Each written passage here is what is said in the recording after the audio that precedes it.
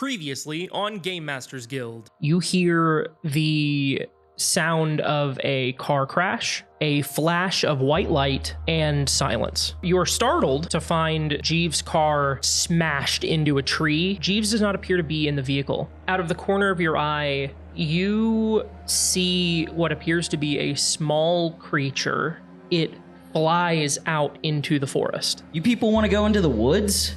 I'm always down for going into the woods, you know this. We don't have another choice. For the first time, you all lay your eyes on a pixie. I will make you a deal. My name is Chime. I will help you get your friends back if you can fix my mom. And after a while, you come upon a warped, distorted stump. And in the center of the bramble, you see a pixie. It sits there on this fetid, carved wooden throne. And you hear the voice of the mother pixie. You do not belong here.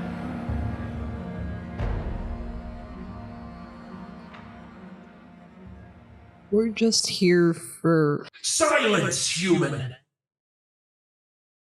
How dare you enter my grove after everything that your kind have taken from me? Mike falls to his knees, puts both his hands up, sort of like half up, like palms facing her to show that he's not a threat, and just silently stares up at her. Gigi will shake her head and then do the second. I follow in suit because I noticed my mistake. Jim is just kind of chilling there in a meditative pose with the third eye still open. He's just kind of chilling there. He's seeing everything. Yeah.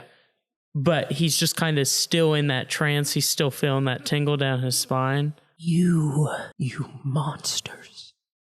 Take my home from me. You pollute my new home with noise. Horrible, cacophonous noise. And then you have the gall to try and take my home from me again? Have my people not suffered enough? Who do you think you are? Speak! Hi, ma'am. You may call me Mike. We want to help you. You're right. Your people have suffered too much at the hands of the greed and the hubris of humanity. We want to help, but we want our friends back. We will help you in exchange for their lives and our own. Name your price. I have the resources to try and help in any way possible, along with my friend's idea. Human, you cannot buy back what we have been through. My children were forced from their home. Do you know what it's like to have everything you've ever known ripped away from you and being powerless to stop it? Do you have any idea what that's like? I do, from a stupid mistake. And I am wanting to help you. My friends want to help you. All you have to do is let us have our people back so that we can get that into motion for you. We were never here to hurt you. That's all your kind know how to do. How can I trust you? I've been around for a long time, Your Majesty. I can help you get this done. Ma'am, I want to be completely honest with you. We came into these woods not to hurt your species, your kind, or to mess up your forest. We came to get humans back. I'm all for the divide between your kind and mine. But we need to work together to figure this out now before people come here that will hurt your kind. I don't want that. I don't. And I would not call them if I escaped. But people keep disappearing, other humans are going to notice it besides us, and they won't be as kind. This is not a threat. I'm not threatening you. I'm telling you what humans will do. Let us help you. Roll to manipulate someone. I have a -1 on that. 9. Wait, what's 6 plus 3? 9? 9. Oh, So 8. So you... That's a mixed success. Yes, it's a mixed success. Do you want me to read it to you? No, I know it. Okay. The mother pixie looks at you and she raises a hand and sort of twists her wrist, and you feel the vines that have wrapped themselves around your feet loosen. And after you've been given your freedom of movement, she speaks up. I didn't take them for no reason. You may think me a monster for what I've done, but I was protecting my people. And I'm protecting mine. Why don't you and me, we work together, we protect our own species. You're doing your job as a leader, and I respect that. I have to. But I'm doing my job as someone who protects people. I want them out of this forest, my people. What can I give you? How can I help with the noise and the pollution? We want to help you. You just have to let us know how. What do you know of hate, human? Mike looks at Jim. Looks at Barney. Doesn't look at Gigi. Loves Gigi. I know a lot, ma'am. I don't think you understand. I do not mean mistrust. I do not mean disdain. I do not mean a petty grudge or a grievance. I mean hate. Pure hate. Do you know hate, human? Mike stands and looks down at her on her stump, or if she's standing. Yes, I do. You want my cooperation, human? Yes, ma'am. In order to deserve my cooperation, you must learn my hate. And she stands and floats in the direction of the four of you, raises a hand and twists her wrist again, and the four of you are clasped together as vines spring out of the ground and wrap around you. And she floats over to you, Mike, and she reaches out a hand and touches you on the forehead. And in an instant, everything goes black for all of you.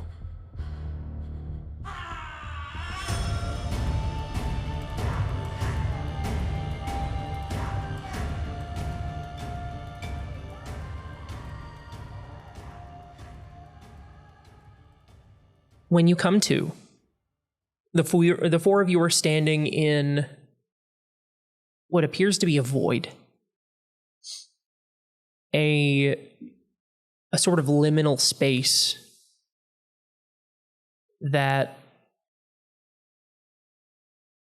doesn't really have form necessarily. You're just kind of existing in this space. And the world slowly starts to form itself around you. And you see a beautiful forest. An indescribably beautiful forest with giant trees the size of skyscrapers and large luminous mushrooms that seem to glow, and animals you've never seen before something out of a fairy tale, things that look like dragons and just these amazing creatures. You smell warm baked bread and baked goods and like pies. You see fruit, the biggest, plumpest fruit you've ever seen. You see fairies and pixies and all sorts of magical creatures flying together in harmony. And you hear music. Beautiful music. You hear that hum that the pixies were doing together in unison, that sort of dull hum, but there's more than one voice now. There's the low dirge that you've come to learn, but you also hear these beautiful flittering voices on top. You feel the music more than you hear it. You feel it move through you as if it's a living creature that's sort of moving in and out of the forest, and the whole forest seems to move with it. It is the most at peace any of you have felt in a very long time. You feel your muscles relax. You feel your bones correct. You feel pain that you've had over years disappear. It's the best you've ever felt. And you get to exist in this space for a little while before it starts to collapse. On the edge of the horizon, just past the canopy of trees, you can see trees beginning to fall. You hear gunfire, and you see smoke. You begin to hear the screams of tens, hundreds, thousands of creatures. Some animal, some humanoid. Cries of pain and loss and agony as the fire around you spreads and grows. You see homes destroyed. You see loved ones die. The fire continues to grow as it slowly comes upon you, and you feel alone and scared. And as that fire gets closer and closer to you, you see a giant. A massive, hulking creature with a tool of some kind that spits fire, and another and another and another and another, tons of these giants. Some of them carry these fire-spitting tools, other carry giant blades, and others still carry giant bags. And you see them, the ones with the bags, you see them pick up your children. You see them pick up your homes and your belongings and chuck them into these bags. Does Mike recognize these giants or their uniforms, perhaps? Yes, Mike does. You see one of these giants stamp out the fire in front of you and kneel, coming so close to you. And you see its giant mouth filled with glowing white teeth smile at you. Not a happy one. This sort of monstrous grin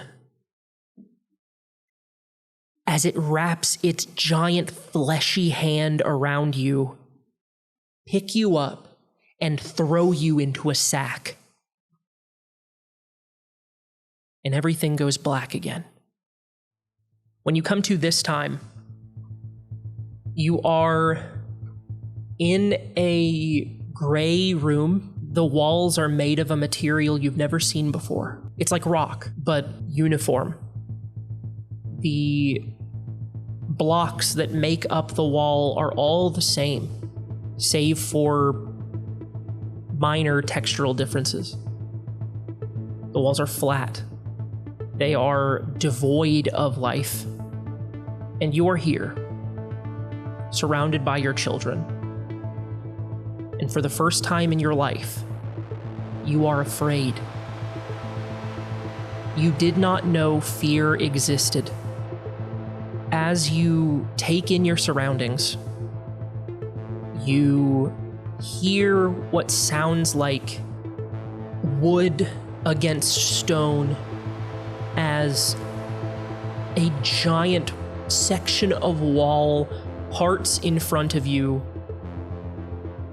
and in lumbers one of these giants. In the time you've been here, you've learned the name of these giants.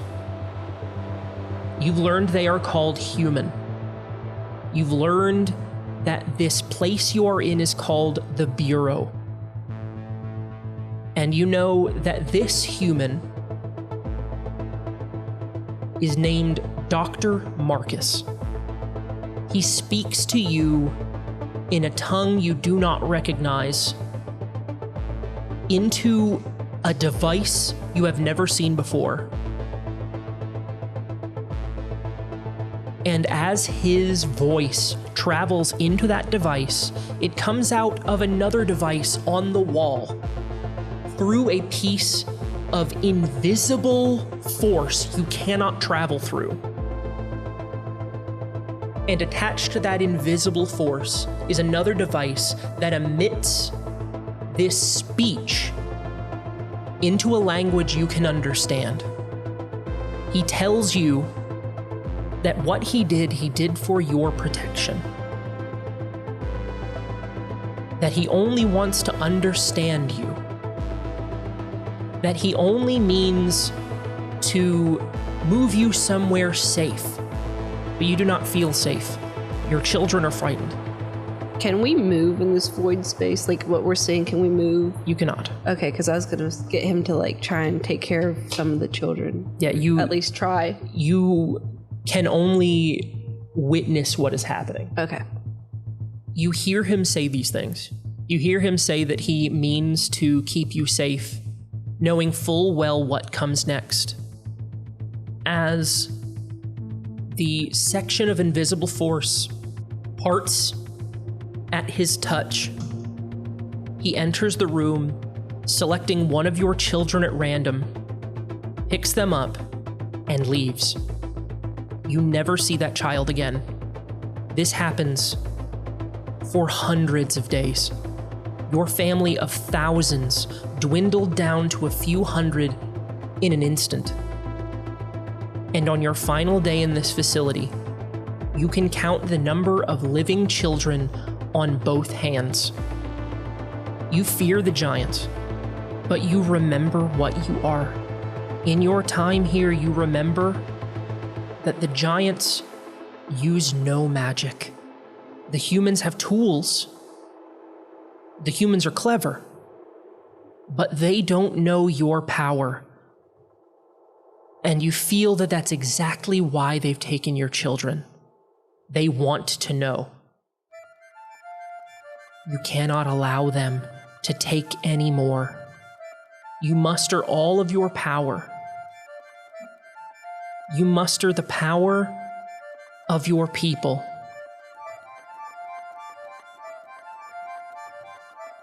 You face the wall of stone and scream. You and your surviving children all scream.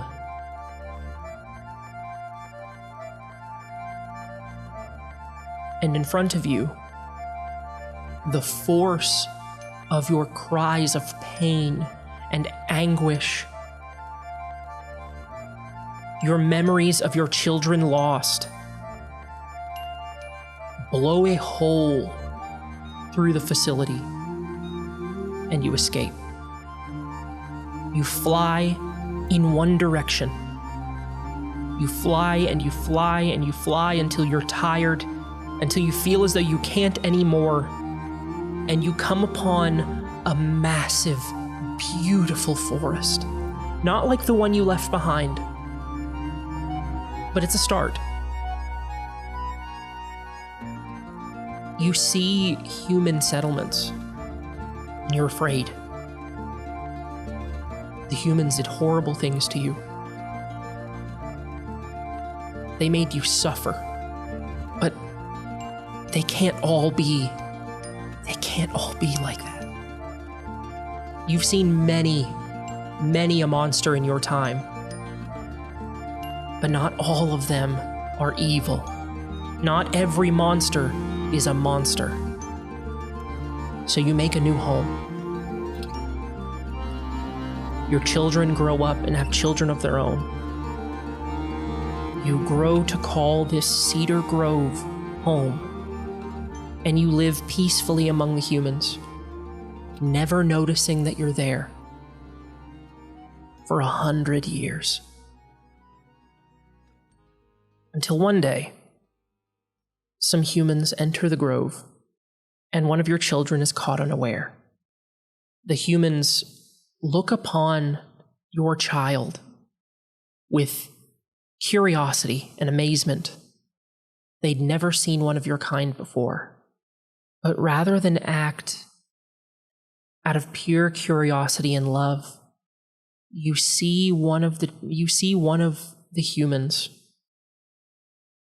grab at your child and attempt to pull off its wings.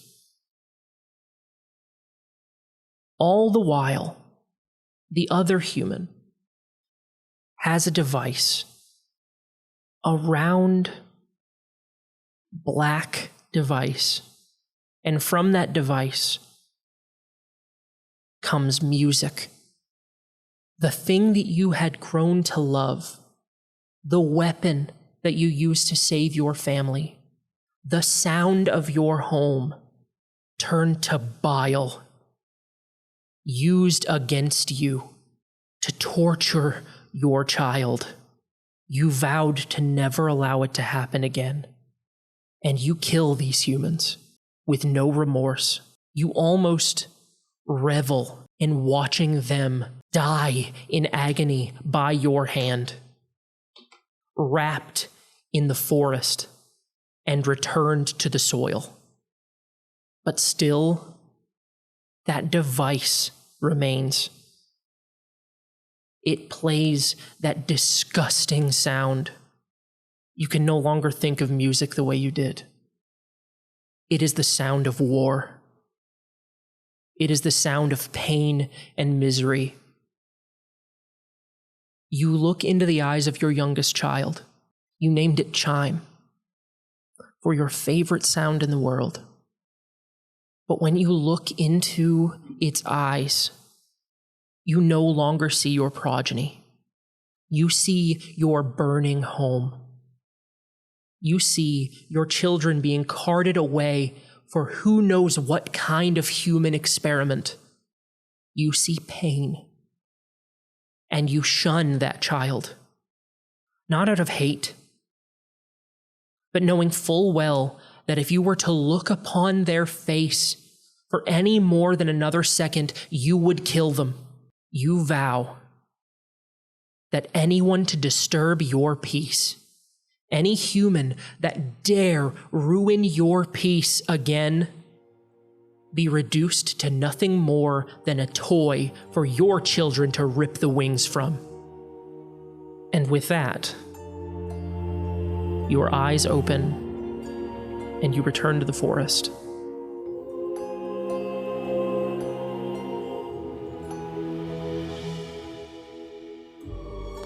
Hi everyone, this is Draven Gibson, your Game Master. Thank you so much for listening to episode 5 of our podcast. It's been a fantastic road getting to this point. We've been really happy with the reception of the show so far, and we just want to thank you so much for listening. Episode 5 will be the last episode uploaded in this short preview of the show before the next episode, episode 6, uploads on August 21st, I believe. Wednesday, August 21st.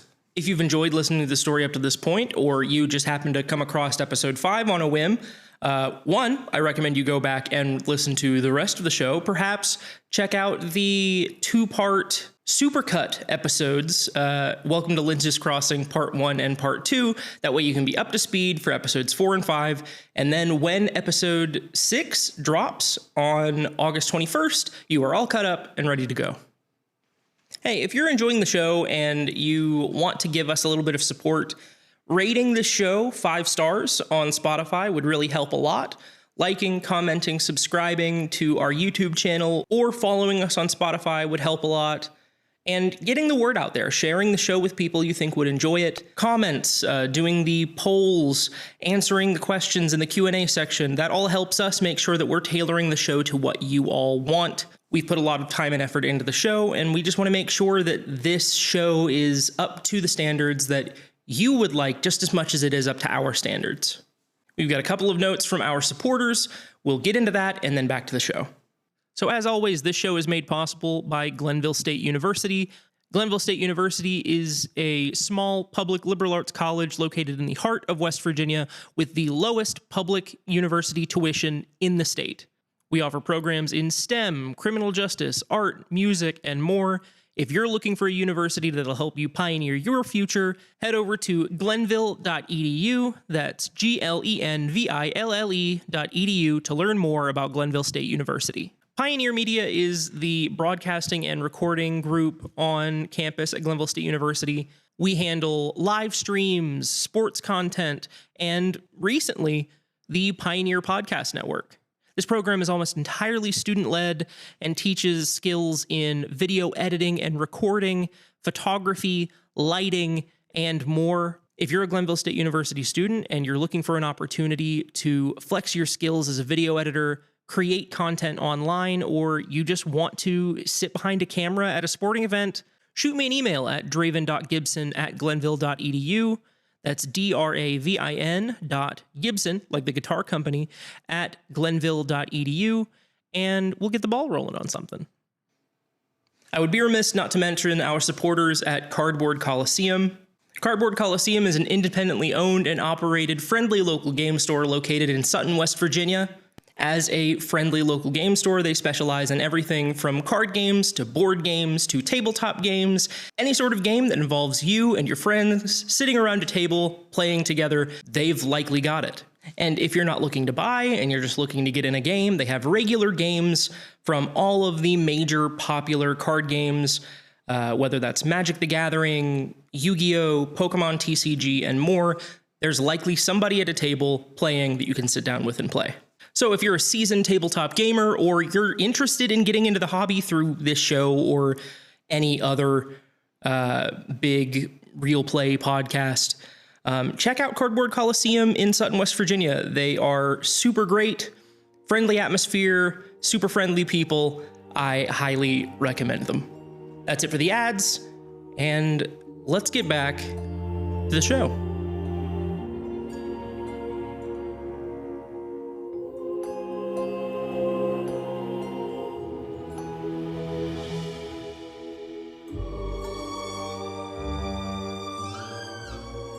Are we still bound? Yes. Am I next to Jim? Yes.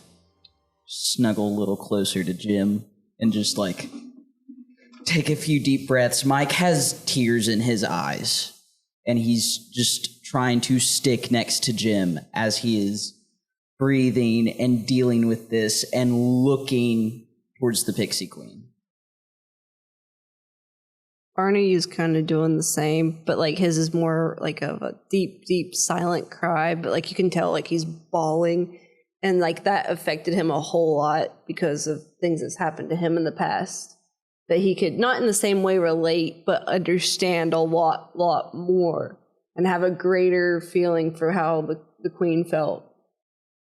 And then it's just tearing him up inside. Gigi is sobbing. They know hatred, they know loss, they know what it costs to get something back. And they're just biting on their lip, trying to hold loudly sobbing. Jim is just trying to comfort Mike right now. And you all look at the mother pixie. She cannot cry. Her face looks as though it spent so long feeling unimaginable pain, but she's incapable of feeling it. She wants nothing more than to cry in this moment, having forced you to relive what she had to go through, but she can't. This, humans, this is hate. I ask you again, how can you help me? How can you help my people when I'm not sure you're even capable of help? Through Barney's like sobs and everything, he finally he's like swallowing down like the feeling to cry to where it's like almost making him sick, but he's like holding it back, being like, I will buy the land and make it a national quiet zone. No sound, no human being will be allowed on this land, and it will be all yours. So, that's a great idea. This is a state park. Damn. I'll find a way. I'll find a way. That's my promise. I'll find a way. Honestly, get a couple acres of land, set it up. Oh, wait, yeah. I'm rich. I can buy land and make it a place for them. I think Jim looks at the pixie queen and just has like a connection look, and then just says, I will help you however you need it. This land is your land, and I'm here to protect it. Have you ever loved something so much that you would do anything at any time to get to experience it, but something happens? Something tragic, something horrible happens, and it ruins your ability to love that thing. Ma'am, I do not know what unbearable pain you are feeling. I have felt pain in my life. I have felt love that has been taken away from me. But I do not know how you feel or what you are going through. My people, we are bards. Our magic is a song, but I cannot hear music without feeling pain. I want to hear beautiful music again. I want to remember what the music feels like, but I do not know how. I think Gigi will look over and just silently nod.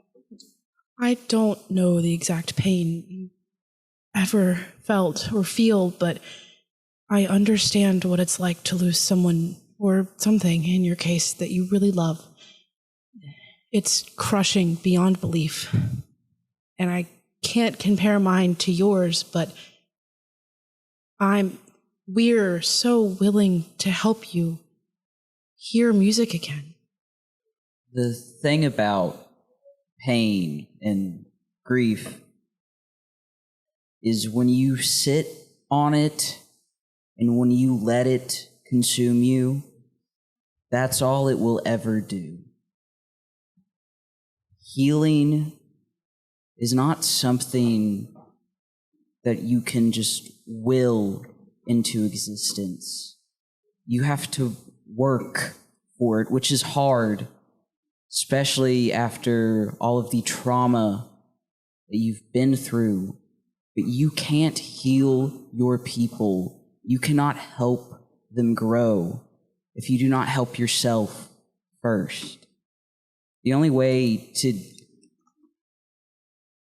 be able to handle this pain is by letting yourself feel it, by listening to the music, by listening to your children, by loving them. The mother pixie takes a moment and considers what you've said. She looks up at the four of you and says, "My chime led you here, didn't they? Yes, ma'am. Can you bring them to me?" We get out of the vines first? Yes. Okay, yeah, sure. My apologies. Yeah, no. I get it. We get it. She moves her hand and the vines unravel and recede into the ground. And you're able to sort of stretch a little bit, and you head in the direction of of the opening of the settlement. And there you see Chime just sitting on a branch, humming along with their siblings. And they look down at you. I see you're all in one piece. Your mother wants to see you. It's a good thing. You're not in trouble. It's okay. Yeah, it's all good.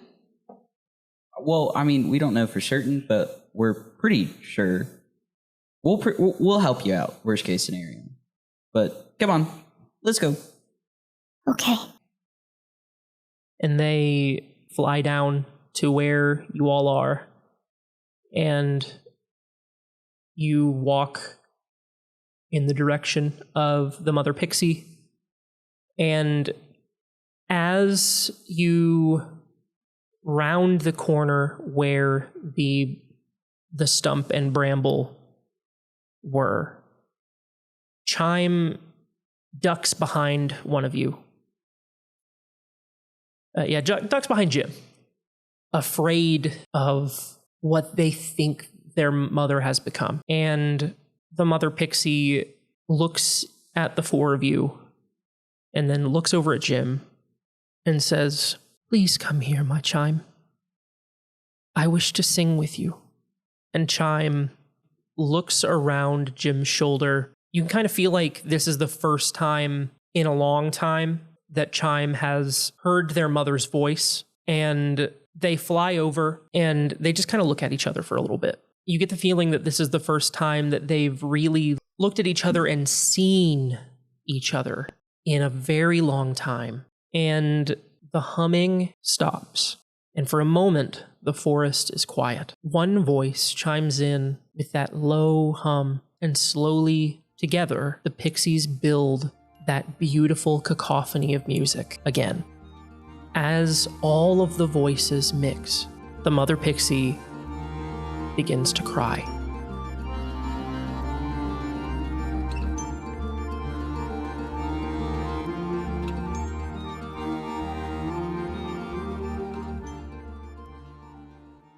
After a while, the song ends, and you feel at peace. You notice a weight that you didn't realize was there sort of dissolve. And you see the stump behind the mother pixie and Chime begin to unravel, and the color returns to it. And what was a fetid, rotted stump and bramble becomes this beautiful, ornate, and Chime and the mother pixie embrace. As the color seems to return to the mother pixie's face, she addresses the four of you. "Thank you. It's been a long time since I'd been allowed to feel. I'm happy to know that not all humans are monsters, though I don't think we can stay. We didn't fly far enough from that place." The Bureau. Those are the people who took you. And if you stay here, they will find you again. How do you know of the Bureau? They took something from me too. You see the mother pixie look at you with a combination of fear and anger. They're hunting me. And if you stay here, they'll find you. I'm sorry, but you're right. It's not safe for you here. Leave the continent even. You'll be safe somewhere else. But if you stay here, when they find me, they will find you, and they will exterminate the both of us. I knew I'd seen your face before. You were there. Not of my own choice. You never interacted with us, but you were. I saw you. I couldn't save you. Not then, but I can help you now. I cannot make up for my past deeds, but I can do what's right now. I can do what's right in the future. That is all I am capable. You see the anger begin to overtake fear in her eyes, and her hair flare up into a glowing fire. But before she's able to let loose any of that rage, Chime touches her on the shoulder and reminds her not all humans are monsters. Jim stepped in front of Mike in that moment. It's kind of like protecting moment. He steps back now. Building on that, I believe the Mother Pixie will have seen that. Will have seen you protecting your own in the same way that she did hers. And as the flame dies down and she regains her composure, you helped us. I cannot fault you for your involvement in the Bureau. And if what you say is true, that they are hunting you for some reason, then the enemy of my enemy is my friend. There is a secret in Lynch's Crossing. I didn't come here because it was the first direction I picked. I moved in the direction of magic. There is magic here. If you help me find the source, I will return your people. Will you help me this last time? Yes. I'm down. Absolutely. Yeah. Together, the group of you, plus the Mother Pixie and Chime, and about 100 pixies, move in the direction of the magic, with the Mother Pixie leading the way. You walk through Lynch's Crossing State Park, pass by Jim's yurt, and go about as deep into the forest as any of you have ever gone, into a restricted plot of land that, as far as you know, is no longer the domain of the state park. And there, in a clearing, you see what appears to be a trap door, a square wooden latch in the ground. And the Mother Pixie flies over to this door and gestures to all of you as if saying, I found it, it's here. And as you get closer, this door appears to be a cellar door, the kind that you would find on the exterior of a house leading down into a basement. A double door deal with a latch on it, a fairly large latch. And attached to that latch is an ornate lock with no keyhole, but a symbol. Barney, roll me plus sharp, please. A 7. I'm going to have Mike and Gigi roll plus sharp as well. And Gigi, I'm going to have you roll plus weird. 10. Barney, you recognize the symbol, you don't know from where. I'd have to do a little bit of digging. Gigi, you don't know what you're looking at, but you feel it. Something within you feels the innate magic of this lock, and you feel that magic move through you as Deuce. Gigi, follow my instructions. She nods. Place your right hand on the lock. She reaches out her right hand and slowly, gently places it on the lock. Close your eyes. She does it, but like hesitantly. She kind of slowly closes her eyes. Think open. She tries her hardest to focus as much as she can on that singular word. And as you focus on that word, nothing happens. Gigi, open up your mind. But how? Close your eyes and picture this. You are in a void, a vast, black nothingness. You are here. You reach out your hands and you see them. They are real. Think of an apple in your hand. Think hard. And an apple appears. They kind of jump back surprised, but then shut their eyes again and try to tightly remain focused. Make the apple a book. And you think of a book, and when you open your eyes, the apple is gone and a book is open in your hands. The words are indiscernible, but there is a book there. Now think of me. And as your thoughts collect of what you imagine Amdusius looks like, when you open your eyes, you see that creature for the first time. You look upon your patron, Amdusius. For a moment, they're kind of speechless. They freeze. So this is what you actually look like. This is what you perceive me to look like. So it's what I made you look like. In a sense, this is your mind palace, where your magic lives. When you invoke your power, come here. They nod very slowly. But how do I do that completely? You can never do it completely. So I just have to focus and it... Visualize the space. Enter your mind palace, and when you feel yourself there, focus on what you want in the real world and it will appear. I have made it so. Trust in me. Trust in your power which I have given you. And open that door. They don't reply. Their eyes are still shut.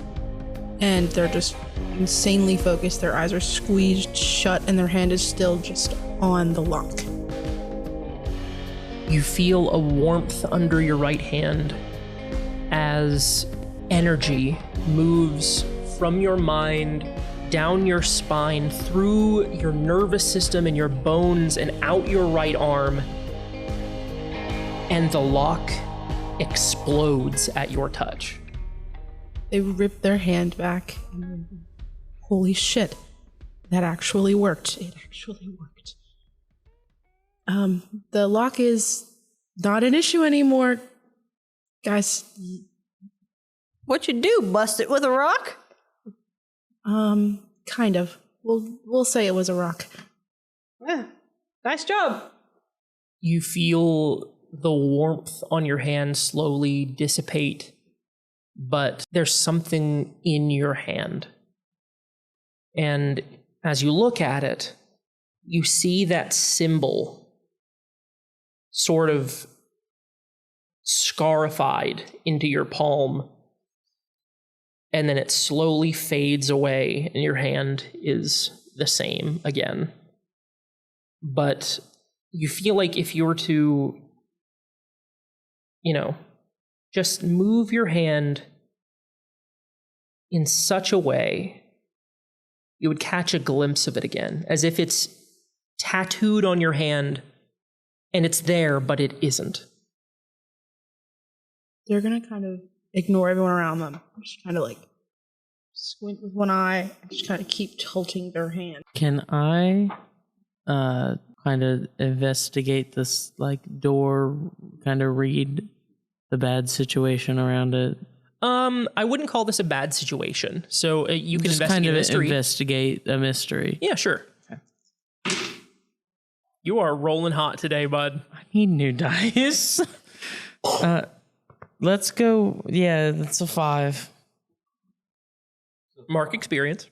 Oh, 6. It's still a 6, Alex. It doesn't matter. I'm gonna get new dice. You're gonna level up before the end of the episode. No, for real. For real, for real. Are you gonna try again with the new dice? No, I'm not gonna try again. So you feel like you've heard about this door before, or you've heard about doors like it, but you just can't recall from where. I'm more interested in sort of like the area since I live in the forest. Have I like been here? Have I? You have not. Like, I've seen the restricted area and just not gone. Yeah, you've seen like the fenced off area, but you've never gone past it, just out of respect for the forest. In the marshal. Yeah, and the marshal. Okay. You don't want Marshal Browning knowing that you went past her fence. Yeah. It's scary. But the door is unlocked. And regardless of how hard they try, the pixies can't open it. It is a big door. They are very small. Jim reaches down and pulls at the handles, and it is surprisingly tough to open, but it just feels like a door that hasn't been opened in a while, you know? Yeah. Like it just needed some like WD-40 yeah, or something. it opens with relative ease. They're pixies. Yeah. Well, I mean, they're like what? Like maybe a foot tall, and I'm like 6'3". It's not that much of a. It's not that hard. As you open the doors, everybody roll me plus tough. Oh, man. I got a 4. 6. 8. I also got an 8. This is the highest I've rolled all game. Gigi and Barney mark experience. When the doors open, pure energy seems to burst forth from this opening. And Gigi and Barney, you are blown back. Jesus Christ. You don't take any harm, but you are just blown onto your backs as this magical force pours out of this gate. And looking down into it, it looks like you're looking into another world. Does it do anything to Jim's pistols since they're magic? Not that you can notice. Okay. I'm gonna blame Gigi being thrown back the fact that they were still so like weirded out, and they kind of stand up and like brush themselves off. Barney's just sitting on the ground like a toddler, being like, I don't know what happened. I'm just gonna sit here for a minute, and I'm gonna wait until the coast is all clear before I get back up, so I don't chance getting knocked down again. Mike's gonna turn to the fairy mother, the pixie mother, and just point blank ask her, ma'am, have you ever seen anything like this portal, doorway, hatch, hole in the ground? Have you? This is a dimension door. They exist in every reality, in every realm, but only those who know where to look can find them. I imagine this is far from the first time a human has wandered into this part of the forest, but if you didn't know the door was there, if you didn't know to look for a door, you would walk past it without even noticing. That means that someone in town could see this door because it's in the restricted area of the forest. Nobody's allowed to go here. They say bad things happen. That means someone other than us at this current moment found this door.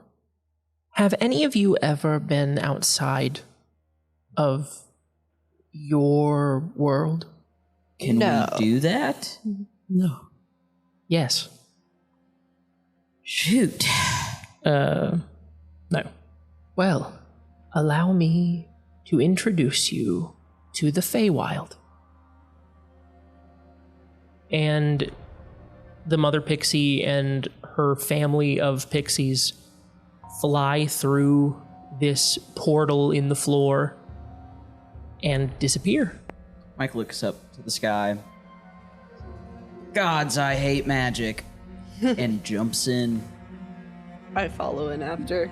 I'm like, you know what? I have nothing better else to do with my life. Let's go. Jim goes, finally, not the only magical person here. Jumps. Gigi has regained composure and stopped staring at their hand and follows suit. As you all, we'll epilogue here. And then. Yeah, you're good. As you all jump through the portal, you are met with the sights, smells, and sounds of that vision that the Mother Pixie presented you with. A new magical home, a fresh start for the Pixies, and some answers to the weirdness going on in Lynch's Crossing.